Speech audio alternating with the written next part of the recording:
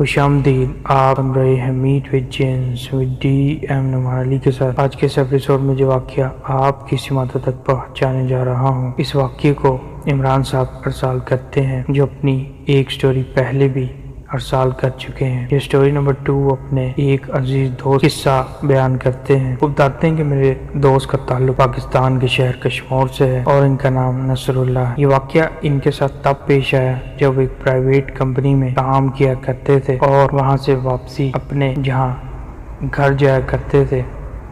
ان کا گھر ایک دیہات میں واقع تھا اور اس کمپنی سے اس دیہات کا فاصلہ 8 سے 9 کلومیٹر یا 10 کلومیٹر لگ بھگ بنتا تھا۔ یہ ایک روز کا ذکر ہے کہ وہ کمپنی سے چھٹی کے بعد اپنے کچھ کولیگز کے ساتھ ایک ہوٹل پر بیٹھ کر انہوں نے کھانا کھایا اور ان کے دوستوں کا اور کولیگز کا اصرار تھا کہ وہ رک جائیں، پر انہوں نے معذرت چاہی اور وہ وہاں سے کھانا کھانے کے بعد اٹھ کر اپنی بائک سٹارٹ کی اور اپنے گھر رہائش گاہ یعنی دیہات کے راستے پر چل پڑے۔ اب کافی فاصلے پر جانے کے بعد اچانک سے ان کے موٹر سائیکل کو جھٹکے لگنے لگے اور پھر بالآخر وہ بند ہو گیا۔ اب جب انہوں نے چیک کیا تو پیٹرول ختم ہو چکا تھا۔ ایک ہاتھ اپنے سر پر جمایا، وہ خدایا یہ پیٹرول کیوں ختم ہو گیا بیچ راستے میں؟ اب نہ واپس جا سکتا ہوں اور نہ آگے جانے کا کچھ ارادہ تھا کہ اس موٹر سائیکل کو گھسیٹتے ہوئے اتنی دور لے کر جاؤں گا۔ تو خیال آیا کہ بیچ میں ایک جان پہچان والے ہیں، ایک صاحب، ایک بزرگ تھے جن کی سگریٹ اور پان کھوکے کی دکان تھی۔ سوچا کہ ان سے جان پہچان ہے اور دکان کے اوپر ہی ان کی رہائش ہے، راستے میں یہ موٹر سائیکل وہ ان کے پاس کھڑا کر دوں گا۔ اب مجبوری ہے، صبح آ کر دوبارہ وہ اس کو لے جاؤں، ٹول وغیرہ ڈلوا لوں گا۔ تو ان کے پاس پہنچا، لیتے ہوئے موٹر سائیکل وہاں پر کھڑی کی اور پھر پیدل ہی نکل پڑا اپنے دیہات کی طرف۔ تو کہتے ہیں کہ 2-3 کلومیٹر پیدل چلنے کے بعد ایک راستہ آتا ہے، ایک روڈ کی طرف جاتا ہے اور ایک کچی شاہراہ ہے۔ کچی شاہراہ آگے جا کر ایک قبرستان سے جا ملتی ہے اور قبرستان کے بیچ سے گزرتے ہوئے ایک شارٹ کٹ راستہ ہے جس کی حدود کے اختتام پر دیہات کا علاقہ شروع ہو جاتا ہے، یعنی وہ ایک شارٹ کٹ راستہ تھا۔ اب پکی سڑک سے جاتے تو بہت زیادہ دیر ہو جاتی، تو کچی سڑک کا انتخاب کیا اور اس کچی پگ ڈنڈی پر چل پڑے جو آگے جا کر قبرستان سے ملتی تھی۔ اب چلتے چلے جا رہے ہیں اور قبرستان کی حدود آ گئی۔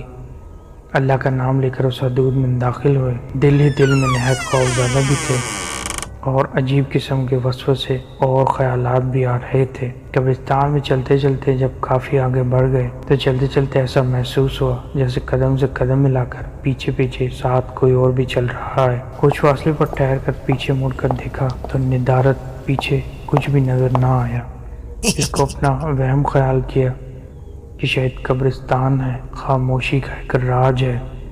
اس وجہ سے مجھے اپنے چلنے کی آواز اتنی لاؤڈ سنائی دے رہی ہے اور قدم رکھنے کی آواز کہ شاید میں بہت زیادہ وہم کا شکار ہو چکا ہوں۔ ڈر میرے دماغ پر اتنا طاری ہے کہ میں اپنی ہی اٹھنے والی آواز کو شاید کوئی غیر مرئی آواز سمجھ بیٹھا ہوں۔ کہنے لگے کہ تھوڑی دور جا کر پھر احساس ہوا کہ کوئی چل رہا ہے، پڑ گیا، اور اس احساس نے تقویت تب پکڑی جب وہ اٹھنے والے قدموں کی آواز وہ اچانک دوڑتے ہوئے قدموں کی آواز میں تبدیل ہو گئی۔ ایسا لگا کہ کوئی قبروں کے بیچ وہ نہایت تیز رفتاری سے دوڑ رہا ہے۔ بتاتے ہیں کہ جب پلٹ کر ارد گرد دیکھا تو اس قدر اندھیرا تھا کہ کچھ دکھائی نہ دیتا تھا۔ اب نہایت پریشان ہوا اور تیز تیز قدم اٹھاتا، تقریباً بھاگتا ہوا اللہ کا نام پڑھتا۔ کوشش یہ تھی کہ جلد از جلد اس قبرستان کے راستے کو عبور کر لوں۔ تو اچانک سے ایک جگہ میری نظر پڑی اور میں ٹھٹک کر وہیں پر رک گیا۔ رک کیا گیا کہ میری گیگی بند گئی اور کہتے ہیں کہ قدم اٹھانا محال ہو اور ٹانگوں سے جان سی نکل گئی۔ اب کیا دیکھتا ہوں کہ سامنے ایک بہت بڑا قبروں کا احاطہ ہے جہاں پر ایک کوئی ہیولا ہے جو کہ ٹیک لگائے قبروں کے بیچ بیٹھا ہے اور اس کے ارد گرد 2 گھنے درخت ہیں اور پھر پیچھے قطار در قطار درخت ہی درخت اور حد نگاہ قبریں ہی قبریں ہیں۔ کہتے ہیں کہ وہ ہیولا جو تھا اس کی دو لال انگارہ آنکھیں جیسے دو دہکتے ہوئے کوئلے ہیں، وہ میری ہی طرف دیکھ رہا تھا جو بھی وہ چیز تھی، اور نہایت غیظ و غضب اور غصے کی حالت میں دکھائی دیتا تھا۔ بتاتے ہیں کہ میں نے دیکھا کہ اس کے دو دانت منہ سے باہر جھانک رہے ہیں اور اندھیرے میں چمک رہے ہیں۔ یہ دیکھنا تھا کہ نہ جانے کیسے میری ٹانگوں میں جان واپس لوٹ آئی اور میں سر پہ پیر رکھ کر سرپٹ وہاں سے بھاگا۔ کہتے ہیں کہ راستے میں کئی دفعہ گرا، زخمی ہو گیا، پر اٹھ کر دروازے تک جو ہے وہ بھاگتا چلا گیا، اور پھر اتنا بھاگا کہ اپنے دیہات میں داخل ہو گیا۔ بھاگتے بھاگتے میں مڑ کر پیچھے بھی دیکھ رہا تھا، مسلسل آیت الکرسی پڑھ رہا تھا، خوف کے مارے میرا برا حال تھا۔ کہتے ہیں کہ بھاگتے بھاگتے میں اپنے گھر میں داخل ہوا اور اپنے کمرے میں گھس کر دروازہ بند کیا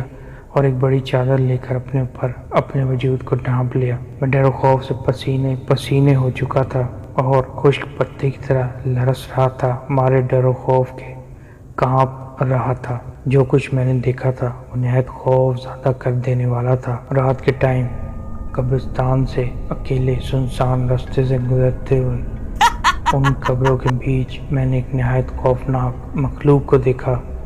نہ جانے وہ بدرو تھی یا جن تھا، لیکن وہ جو بھی تھا بہت ہی ہیبت ناک وجود تھا۔ ان کے دوست نصر اللہ بتاتے ہیں کہ اسی خوف اور دہشت سے مجھے جو ہے وہ نہایت تیز بخار چڑھ گیا اور کئی دن تک میں بخار میں تپتا رہا، اور کچھ اپنے جاننے والے عزیزوں کو جن کو مناسب لگا اس واقعے کے بارے میں بتایا، جو اس راستے سے گزرتے تھے اور ان کا آنا جانا تھا، تو ان کو منع کیا کہ اس راستے سے آنے سے پرہیز کریں اور رات کے ٹائم قبرستان سے نہ گزریں، کیونکہ اللہ تعالیٰ کی بہت سی غیر مرئی مخلوقات ہیں جو ویرانوں میں یعنی قبرستان میں زیادہ تر آباد ہوتی ہیں، اور اگر کوئی رات کے ٹائم اذان مغرب کے بعد قبرستان میں سے گزرے تو یقیناً وہ کسی نہ کسی چیز یا اینٹی کو واضح طور پر محسوس بھی کرے گا، اور کئیوں کو تو ایسی چیزیں نظر بھی آ جاتی ہیں، جن میں سے ایک میں بھی ہوں جس نے اپنی آنکھوں سے یہ خوفناک منظر دیکھا۔ تو اسی واقعے کے ساتھ اپنے ہوسٹ کو اجازت دیجیے۔ اگر آپ بھی اپنی یادداشتوں میں کوئی واقعہ رکھتے ہیں اور شیئر کرنا چاہتے ہیں تو وائس ٹیپ بنا کے میرے دیے گئے واٹس ایپ نمبر پر ارسال کیجیے۔ میٹ وتھ جین سے اپنے ہوسٹ کو اجازت دیجیے۔ اللہ حافظ۔